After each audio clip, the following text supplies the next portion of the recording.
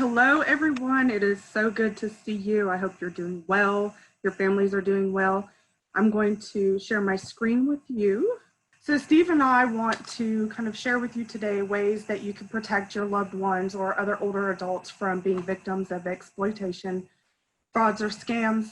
And we want you to understand why older adults are targets. We want to talk about ways that we can prevent this. And then we see there are real opportunities during this pandemic even to still make sure that our loved ones and older adults in our community are safe and protected.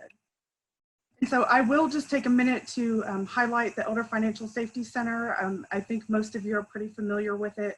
We're a collaborative with the Senior Source, Dallas County Probate Courts, and District Attorney's Office. We offer prevention, protection, and prosecution services in Dallas and Collin counties. And what I do want to share with you, though, I think since we're talking about frauds and scams today, I want to give you some new information. So being the first of its kind center in the country, we get phone calls from all over the nation. And since we started the center in 2014, I can say that we've had about 567 exploitation or fraud cases that we on the prevention side have handled directly.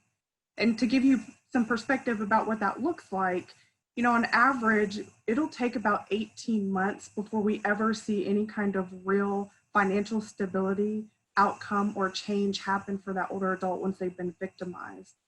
So for us to handle 567 cases and being the only center in the country that deals with frauds and scams advocacy one-on-one, that's quite a bit. And then of course, when it's appropriate that the adult can no longer protect themselves, we want to get them protection through guardianship if that's what's appropriate.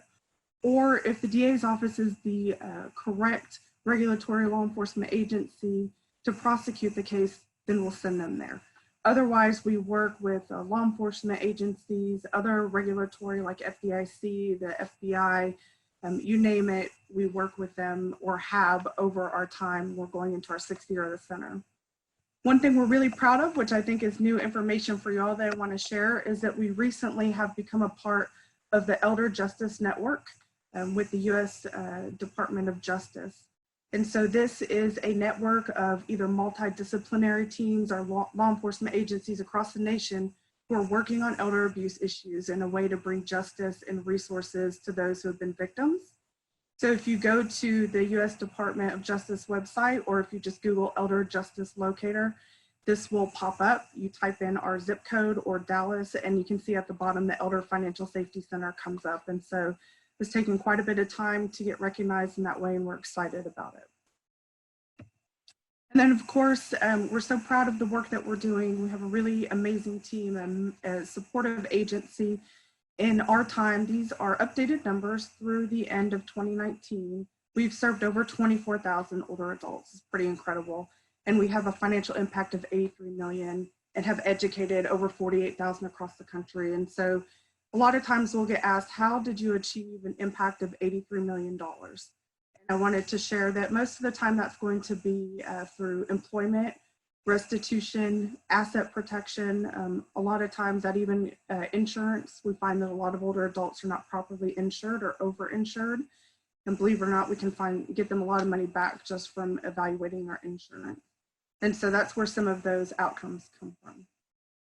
But I want to talk a little bit high level about why older adults are targeted. And then Steve will kind of get into the meat of it. And then I'll wrap up with ways that we can really make an impact now. So I think most of you are familiar or recognize that we are an aging nation. In just a few years, we'll see children and older adults be almost equal amount of children and older adults in our country. But then fast forward to just 30 years later in 2050, and there'll be 1 in 4 adults will be 65 and older. There will be more older adults than children in this country. And so this type of work and advocacy is going to be really important moving forward. And then you saw on your screen pop up that 4 in 10. It's a really powerful number that I want you to remember, because what that means is that every 4th person out of 10 people will be a victim of a financial crime. So I saw that there were 21 participants on this call today. Undoubtedly, at least 2 of us will be victimized, and more than likely that will be by a family member. And so let me show you on the next slide kind of what we're looking at annually. And what I think is really powerful about this slide, there's a few things. One, we see $36.5 billion a year lost to financial exploitation or some type of financial crime. And that's being reported by just 1 in 23 people. So think of if more people were reporting because they weren't ashamed or embarrassed, uh, that number probably would be triple or more. And then this is a national statistic down in the kind of bottom right of the slide, the red square that says that 60% of financial crime occurs by family. In Dallas County, that's actually 90% of older adults are victimized by their family. And so we've been able to track that over several years of the center. So I do have some other things I want to share with you, but I'm going to turn it over to Steve, who will talk in more detail about frauds and scams, and then also some of the COVID-19 scams, and then we'll come back together and talk about some action. So Steve, I'm turning it over to you. Okay, thank you, Julie. Hello, everyone. And we typically present the 1-hour presentation of elder scams, frauds, and financial exploitation. And obviously, we got some brief time constraints here, so I'll just hit some of the highlights. The big question is, why are seniors so vulnerable to financial abuse and exploitation? And so, Julie, give me the next slide, please. And many of y'all are familiar with The Far Side and Gary Larson. This is one of my favorite cartoons, Bummer of a Birthmark, Hal. And likewise, seniors similarly have a clear target painted on their back. And one of the main reasons for this is 70% of all assets owned in the United States are owned by 50-plus-year-olds. So that's all the baby boomers or older have all of the treasure, if you will. We all know the famous Willie Sutton response to why do you rob banks? And of course, everybody knows that's where the money is. So let's dig a little deeper into this vulnerability of seniors. We'll take a look at this next slide and spend some time here.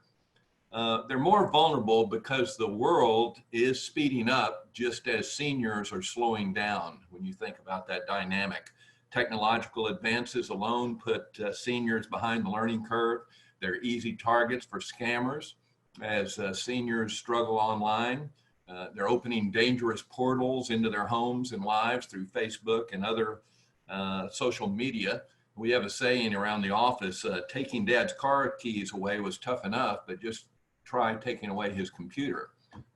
It's become an integral part of life for many seniors and social informational lifeline. But danger really lurks there. The old Lost in Space, remember the robot, danger, Will Robinson, danger. It is very real in a senior's life. Diminished cognition, here's the stats. 1 out of 10 will experience that difficulty at age 65 and 2 out of 3 at age 85. And I'm sure you have plenty of examples of that in your own lives and people that you know and family. People are living longer, so we're going to see more of it. The basic problem with financial decision-making and really any logic is the frontal lobe.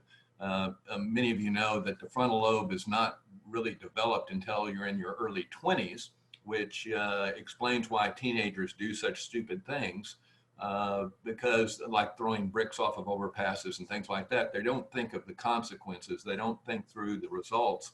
And so from your early 20s, you have this nice bell curve of making good, well, maybe not good decisions, but making logical decisions your whole life. And then toward the end, it begins to deteriorate and may not have anything to do with dementia or Alzheimer's. It's just you're getting older and the dots aren't connecting and it's not firing properly. And so you start seeing a lot of problems that seniors are confronted with. One of the big problems we have is isolation.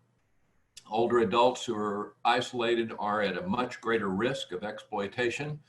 There's been a term coined now called elder orphans, people that are out there isolated by themselves. Maybe they're childless or maybe distanced from their children. I sometimes hear from people, I've not talked to my daughter in 25 years, and you're just stunned that is real life that's out there. But these people are desperately trying to age in place. Maybe they've been in this house for 60 years. They've raised their family there. They're now a widow or a widower.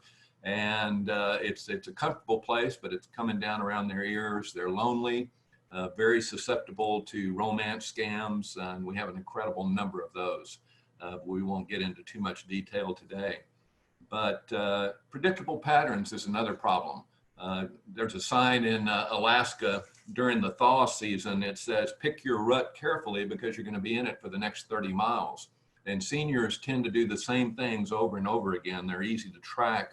And we have cases where widowers specifically are literally stalked at Sam's and Walmart and interacting with people that are out to steal their money because seniors are basically most of the time very kind. The demands of the financial community and pay systems to be online is causing issues with seniors. I'm sure many of you maybe have been behind some man or woman in line at the grocery store, and they're watching very carefully every item that goes through the counter there. And then and only then do they reach in and get their checkbook and begin writing a check. And you're just, you're amazed. You don't see people writing checks anymore. Where's their debit card? Why aren't they get on with life? We're always in such a hurry. But the demands of the financial system is really causing seniors issues because it's trying to be more of speed of transaction is important in today's world. Financial insecurity, it's a fact, and you may agree with this.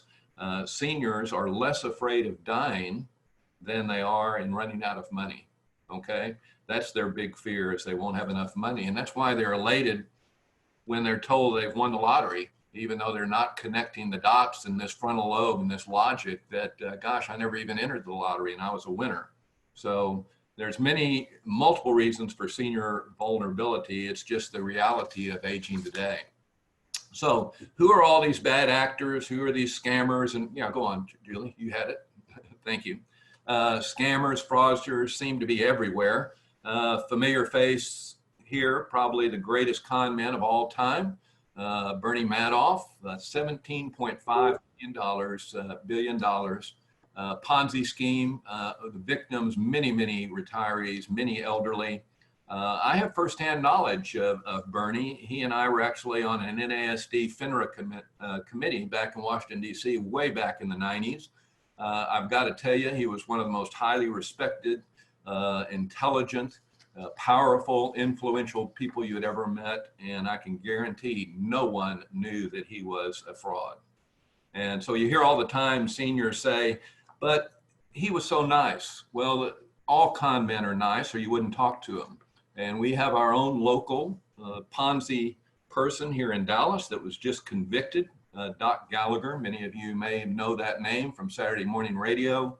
That was actually a referral from Julie and Elder Financial Safety Center over to the district attorney's office several years ago.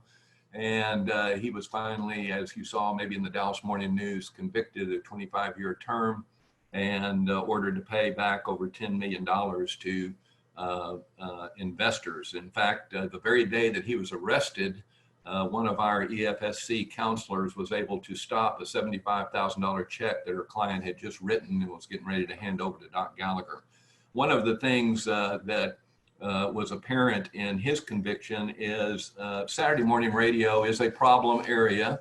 A lot of people are on there. It's an unvetted frontier. Radio stations will always say they may not be our opinion, and so they think that protects them. He was a master. Doc Gallagher was a master of playing the Christian fish card and hiding behind that, and he was in the meantime stealing their money. So really a sad story, but a good conclusion here at the end. You know, our task here at the Elder Financial Safety Center is prevention, as Julie showed you on that slide. And so we do that in various ways. One of those is education, a big part of that. But we also intervene. We have intervention into situations that are brought to our attention. You know, mom's in memory care and son or daughter is with a power of attorney is out spending all their money. We have to get involved and maybe get other law enforcement and APS involved in that. But sometimes it just gets down to consolation. We're meeting with people after the horses are all out of the barn, and we just help them pick up the pieces and what they're going to have to do. So we have plenty of cases where elderly are forced to go back to work because basically you've got to either increase your income or reduce your expenses. And that's why employment is such a big part of Elder Financial Safety Center. Okay, next slide. All right, let's get into the COVID-19 scams. The scams and exploitation are spreading as fast as the virus itself. Look at these lists. Robocalls. We're going to spend some time here in a second talking about that. Home testing and treatment scams. Here's the remedy, and you've seen a lot of that in home testing kits. Supply and provider scams.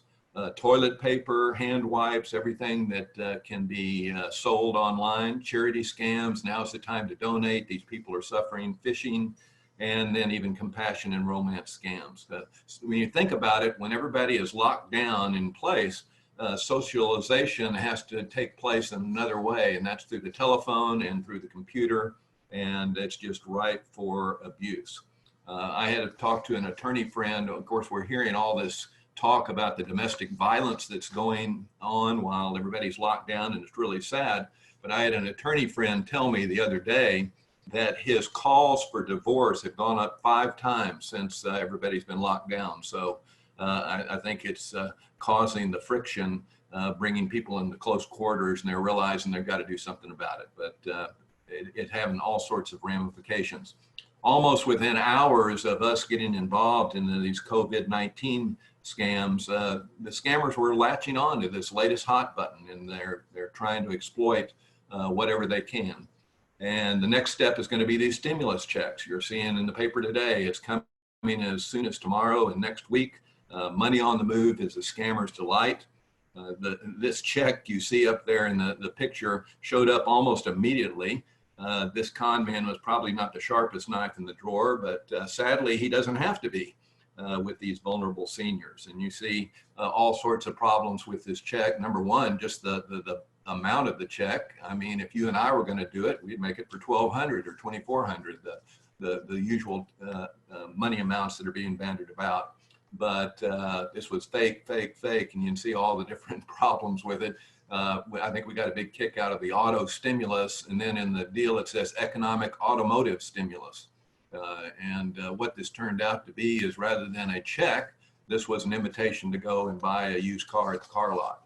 And so they're taking all sorts of advantage of things that are latest in the news. But seniors are vulnerable, and checks are a big problem.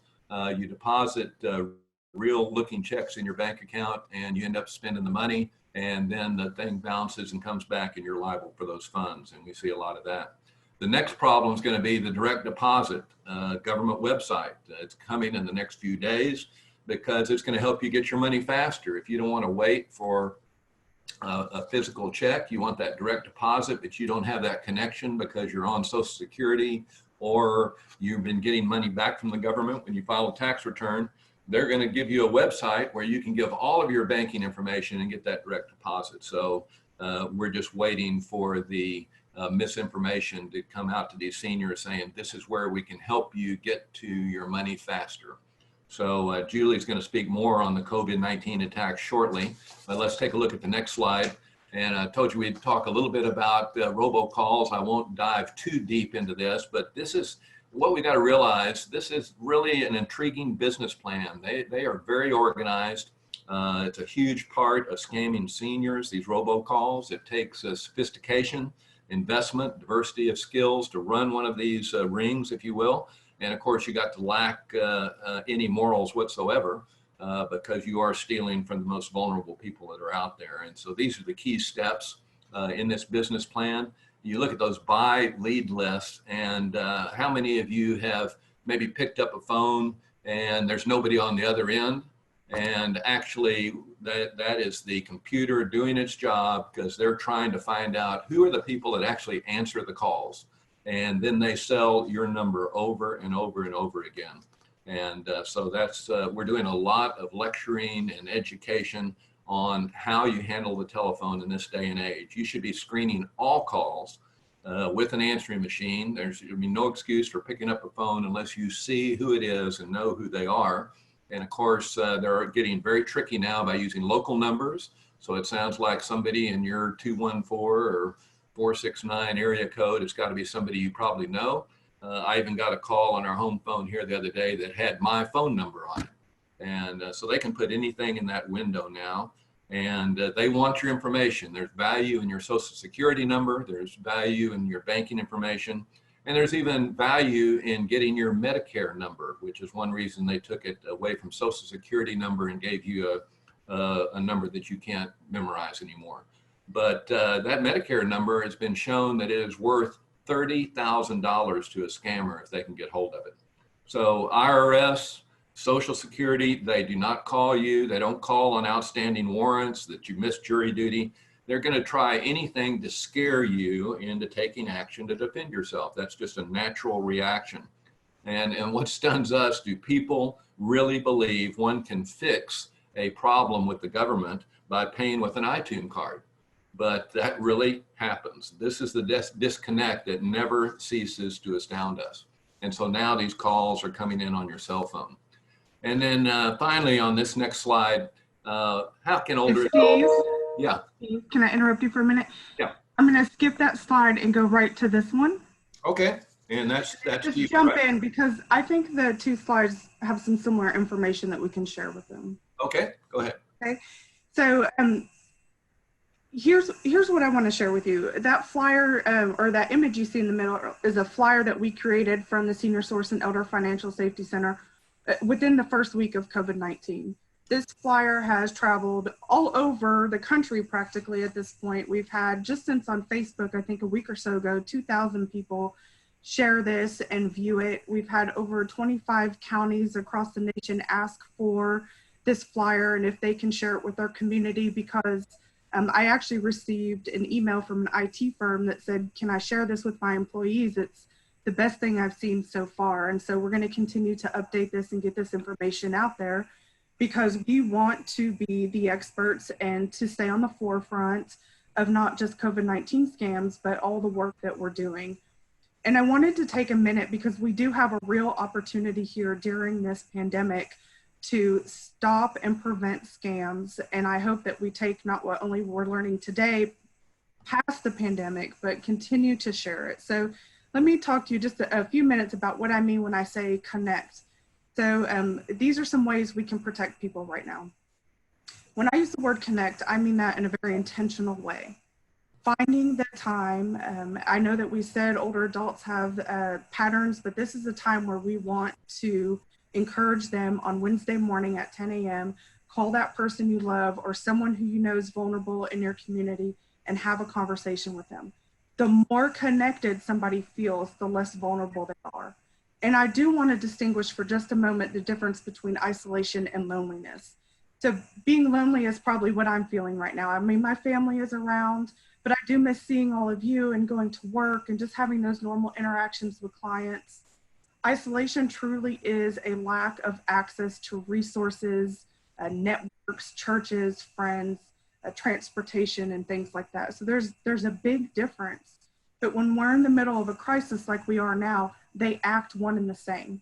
And so one of my very first clients at the center, what I remember vividly about her telling me, the reason that she got involved in a scam, she knew they were scammers. She gave them $150,000 and then participated in the scam herself so they would pay her mortgage, was because they were the only people that ever called her. And I thought that that was really powerful, and it reminded me how incredibly powerful it is to be connected, and that scammers are actually quite intelligent. And so we need to take the tools that they have put forward and use them for good, is the way that I see it. And then confirm. So I think connecting is different than the phone call about confirming. So for yourselves and for the ones you love and people in your neighborhood and in your community places, confirm that they have updated software, that they have the latest version of, if they have an iPhone, that they have the latest technology downloaded.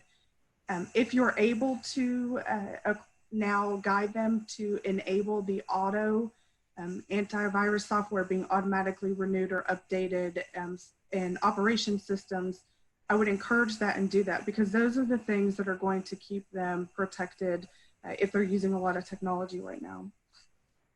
And then convince is can be a bad word. I think in this sense, it's a good word, because we want to convince the ones we love of, that check, for example, is a scam.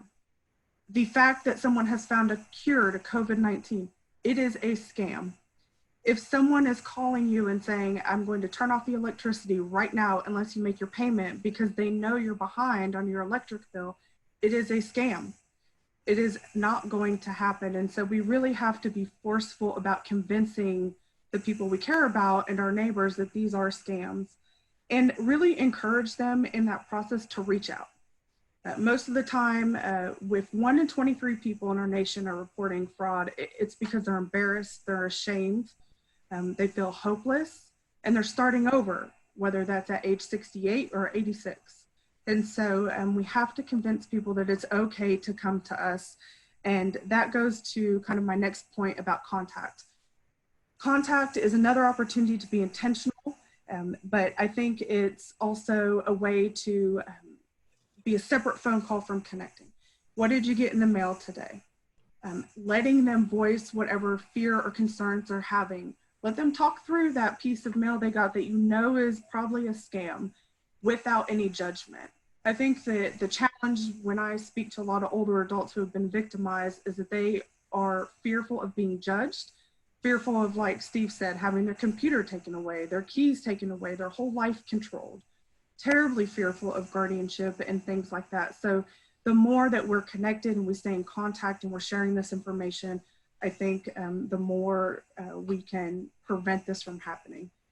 I've been surprised. Steve mentioned that a lot of our clients actually don't talk to their family members. I've been surprised even on my direct team, some of my team members haven't had any contact from their family. So that's just got to change in order to keep us all protected. And then I really want to call on you. This is a call to action for all of us, not just now, but moving forward, to use your influence. All of us have some influence somewhere. If you and I are talking about this and sharing this information openly and not being afraid to say, hey, this is what's going on, I'm going to take care of myself, I want you to take care of yourself, people are going to pay attention, they're going to share, and they will take it seriously. So we have 2 versions of the flyer you see on the screen. The other one has the stimulus check on it. And we have JPEG files of this so that you can post this on your social media.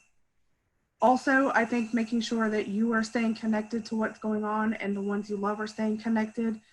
On our website or YouTube channel, we now have the very first series of Money Smart for Older Adults posted. That goes into more depth around frauds and scams. And we can also send that link. And then when you're talking to people, just providing a resource is really helpful. So we have a financial checklist that we like to share. It talks about what you can do right now, what you need to be doing weekly, monthly, and annually to protect your finances. And then a lot of experts are saying that this is the exact right time to have the talk. Mm-hmm. By the talk, I mean talking about transition planning. What happens when you lose cognitive ability? What do you want to happen to yourself? You can you can already take care of these kind of legal requirements now before any cognition is ever lost. Talk about end of life planning, have those tough conversations. Make sure that there are proper powers of attorney in place and that you know about financial passwords. We've heard too many times about either spouses or partners or family members who are just too afraid to ask the question. And then when their loved one moves on, passes away, they don't have access to any of the finances or know what's going on. And that is a prime opportunity for victimization. So this is a really important time to have the talk. And jokingly and seriously, we're all kind of cornered right now, so I encourage you to be brave. All right, so I'll just quickly go over the next couple of slides. It's important to know the resources. Of course, the Senior Source and the Elder Financial Safety Center are always going to be your first resource. We encourage that. But you should know, let's say you have a friend or someone who's concerned about a loved one in another state.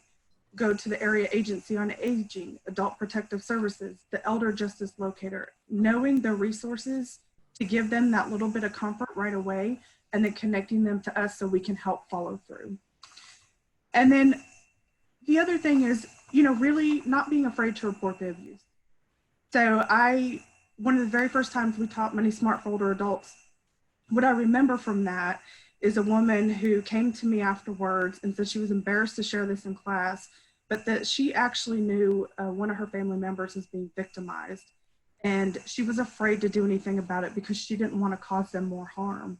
but in fact, reporting it maybe would have prevented that person from being harmed any further. And then that person passed away in a way that none of us would have wanted, without dignity, in a very different economic circumstance than they were in previously. And now she lives with that guilt forever. And there's no reason for us to do that. Most of all of these places you can report to anonymously.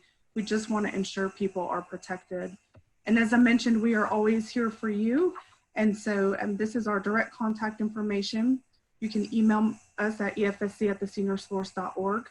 You can check out our website. There are updates pretty much a few times. There are some more videos that we've just shared with Kristen, who's our marketing director, and some other materials. So we are really working hard to keep that information updated. So I will stop there. I really appreciate your time, and I'm sorry we